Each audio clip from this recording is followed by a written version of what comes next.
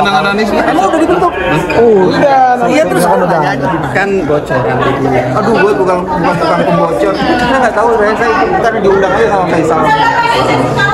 Tapi bentuk dukungan juga nggak sih Pak? Dukungan apa? Ke Pak Anies.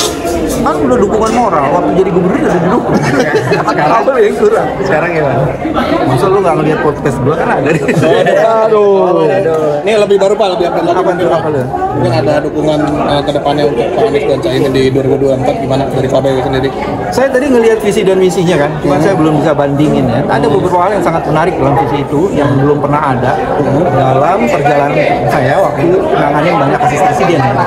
Misalnya tadi agro maritim itu kan sesuatu yang baru kan, mengkombinasikan antara sumber daya alam dan sumber daya laut sebagai bagian dari prioritas pembangunan. Itu menurut gue sesuatu yang baru.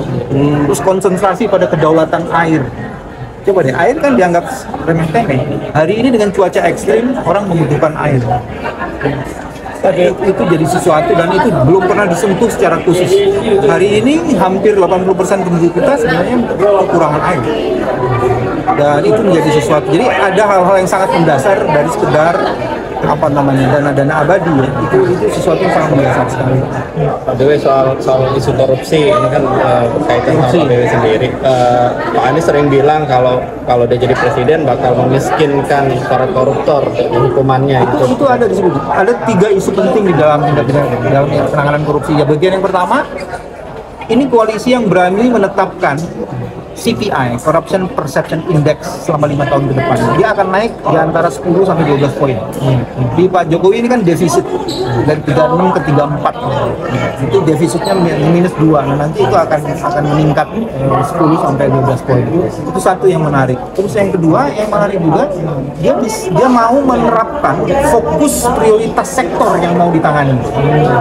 Satu, sumber daya alam, kedua infrastruktur, ketiga alusita itu penting. Terus keempat BUMN, 5, satu lagi apa saya lupa. Nah itu artinya karena korupsi itu luar biasa dahsyatnya, maka harus ada prioritas fokus di mana mau diletakkan seluruh sumber daya untuk melawan korupsi. Nah itu yang menurut saya menarik. Tapi ini jadi alasan Pak BW untuk mendukung Pak Anies juga. Alasannya kan bukan hanya itu, Bos. Tapi kan ada isu yang melekat ke Pak BW kan kayak korupsi. Ini juga menjadi salah satu nggak yang terkuat. Di isu mengenai kewarasan dalam berdemokrasi itu juga ada yang menarik. Partai lain atau ini lain, koalisi lain tidak berani bicara soal isu fundamental di dalam high cost politik. Apa tuh? Pemerintah akan memberikan dana bagi partai supaya partai mempunyai dana sendiri untuk mengelola partainya. Supaya partai itu sekarang kebingungan untuk mengelola dana. Itu kan untuk mengurangi high cost politik sih.